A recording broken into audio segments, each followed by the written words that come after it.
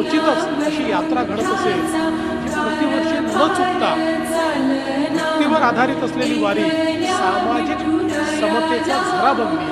वारीला जातीत थारा नाही, वर्ण अभिमान विसरली जाते, काही विचारात घेतले जाते. एकमेका भेटतात, गुलाल बुक्का लावलेले यात्री सर्वजण एकत्र एकच गजर पावले पडतात एकत्र. भक्ती आणि भक्ती संत ज्ञानेश्वरांनी दिली ज्ञानेश्वरी, गीतेचं मराठीत भाषण. बसायदार ही जागतिक संस्कृतीतील सर्वोत्तम प्राप्त.